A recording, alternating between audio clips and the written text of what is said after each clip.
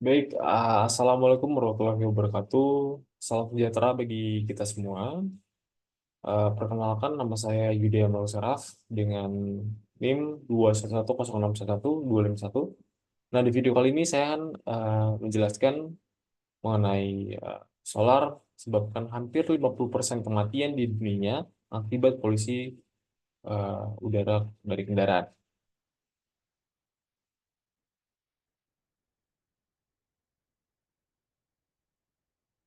Nah, masuk dalam pendahuluan. Perkembangan industri kendaraan di Indonesia telah banyak menciptakan jenis-jenis kendaraan yang berbagai macam, baik itu yang berbahan bakar bensin maupun diesel. Lihat dari perkembangan industri kendaraan di Indonesia memang tidak perlu diragukan lagi, sebab sudah banyak kemajuan-kemajuan yang diciptakan oleh industri kendaraan di Indonesia.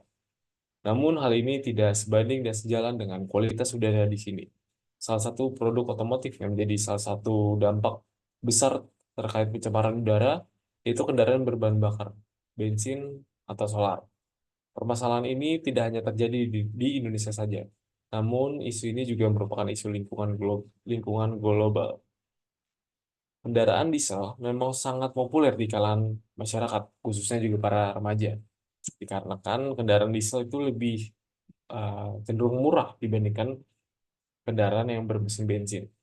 Bukan hanya itu saja, penggunaan bahan bakar diesel diakui lebih murah dibandingkan bensin, dan kendaraan bermesin diesel itu lebih cenderung irit dan emisi CO2-nya tergolong rendah bila dibandingkan kendaraan bermesin bensin. Dan eh, sebagian orang tidak menyadari bahwa kendaraan bermesin diesel itu juga dapat mengeluarkan jelaga dari hasil pembakaran, dan efek dari jelaga itu sendiri dapat mengganggu kesehatan, khususnya sistem pernafasan pada manusia, dan dapat merusak lingkungan juga.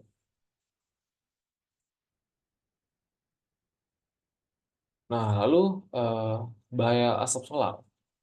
Bahan bakar solar itu merupakan bahan bakar yang sering digunakan oleh masyarakat Indonesia.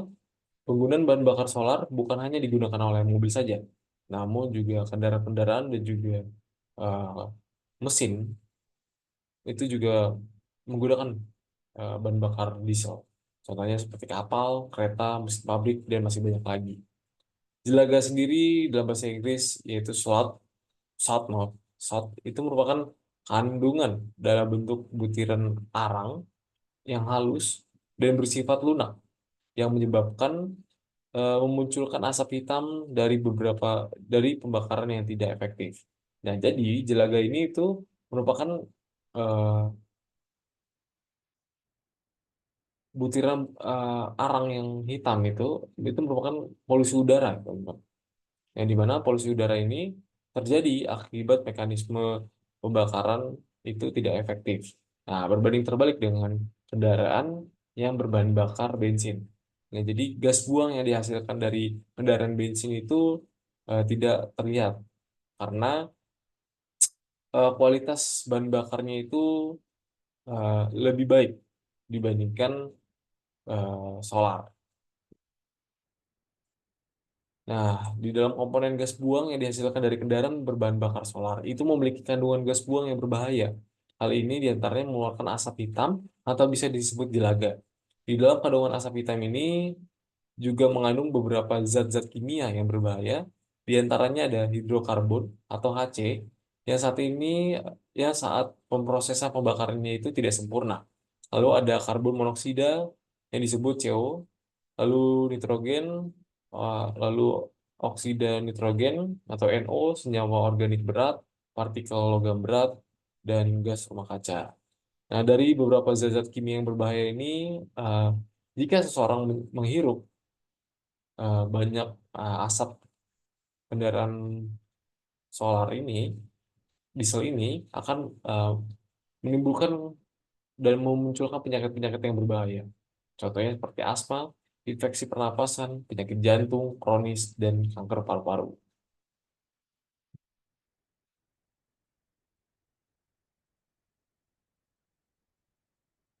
Nah, masuk dalam kasus. Di sini kasus kematian yang disebabkan oleh asap kendaraan diesel. Pada tahun 2015, tercatat 380.500 orang di seluruh dunia meninggal dini yang diakibatkan oleh polusi udara oleh asap kendaraan. Mesin diesel sendiri adalah penyebab utama uh, meningkatnya jumlah polusi udara di dunia. Berdasarkan dari hasil studi di Amerika mengatakan kendaraan berbahan bakar solar itu bertanggung jawab atas 47% kematian. Namun angka tersebut terus melonjak naik menjadi 66%. Nah, dicatatkan bahwa di Perancis terdapat 6.400 orang meninggal akibat asap kendaraan. Dan di Jerman tercatat 13.000 orang, di Italia 7.800 orang, di India itu paling banyak, yaitu 74.000 orang, dan di Indonesia sendiri 8.700 orang. Dari hasil studi tersebut menjelaskan bahwa penyebab meningkatnya polusi udara bukan hanya dari emisi kendaraan mobil diesel saja, namun kendaraan non-diesel juga dapat mempengaruhi hal tersebut. Nah, masuk dalam analisis, berdasarkan kasus tersebut, perlu adanya langkah awal untuk mengurangi terjadinya peningkatan polusi udara yang diakibatkan oleh gas buang kendaraan diesel. Langkah-langkah tersebut yaitu pertama ada penggunaan jenis bahan bakar yang sesuai dengan stan atau oktan yang tepat. Hal ini mempengaruhi bersih atau tidaknya pembakaran pada mesin kendaraan. Dan melalui beberapa penelitian, proses pembakaran yang sempurna dipengaruhi oleh bahan bakar yang tepat sesuai dengan stan kendaraan tersebut. Nah, jadi untuk para eh, pengguna kendaraan baik itu diesel ataupun bensin, itu kita harus memahami bahwa kendaraan kita tuh harus mengonsumsi bensin yang tepat juga. Nah, supaya menghindari terjadinya kerusakan pada komponen mesin, teman. Jadi kalau misalkan kendaraan kalian menggunakan oktan yang tinggi, nah jadi kita harus tidak boleh menggunakan oktan yang rendah, gitu, teman. Akan mempengaruhi eh, performa juga bisa mempengaruhi dan juga komponen mesin di dalamnya. Lalu yang kedua, melakukan pembersihan gas buang dengan melakukan pembersihan eh, gas buang seperti pembersihan filter partikular diesel secara berkala mempengaruhi jumlah asap yang dihasilkan dari pembakaran. Nah, di sini para pengguna kendaraan harus selalu cek rutin kendaraan kalian. Hal ini untuk menghindari juga eh, kendaraan kalian, keawetan kendaraan kalian agar selalu aman dan juga terhindar dari over eh, pengeluaran gas buang. Dan yang terakhir, peran pemerintah. Dengan adanya peraturan mengenai penggunaan dan pemakaian bahan bakar diesel yang tepat, nah di mana peran pemerintah ini sudah eh, dilakukan ya oleh pemerintah Indonesia, contohnya dalam penggunaan bahan bakar pertalite dan juga biosolar. Nah itu sudah diterapkan di Indonesia. Contohnya seperti pertalite itu dianjurkan untuk orang-orang yang kurang mampu dan itu merupakan alat subsidi dari negara. Dan juga bahan bakar biodiesel itu biosolar, maaf, itu dianjurkan untuk kendaraan-kendaraan umum dan juga kendaraan-kendaraan alat berat.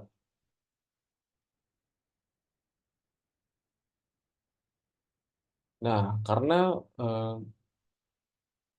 isu mengenai lingkungan ini, isu mengenai bahan bakar solar ini sudah masuk ke dalam isu global, maka sudah ada banyak konferensi yang mengatur mengenai penggunaan bahan bakar solar ini. Yaitu pertama ada ICRN.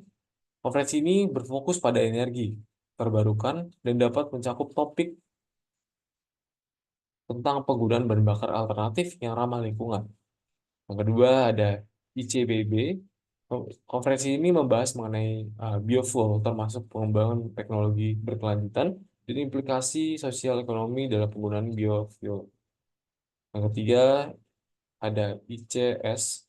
Konferensi ini mencakup beberapa aspek energi dan lingkungan, termasuk berkelanjutan dalam penggunaan bahan bakar.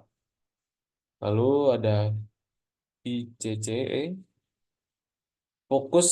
Konferensi ini berfokus pada energi bersih, termasuk inovasi dalam penggunaan bahan bakar yang lebih efisien dan ramah lingkungan.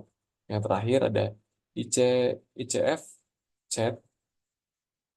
Itu konferensi ini membahas mengenai teknologi sel bahan bakar dan hidrogen sebagai alternatif untuk mengurangi penggunaan bahan bakar fosil. Baik, cukup sekian penjelasan dari saya dan presentasi dari saya. Selebihnya mohon maaf jika ada kesalahan kata.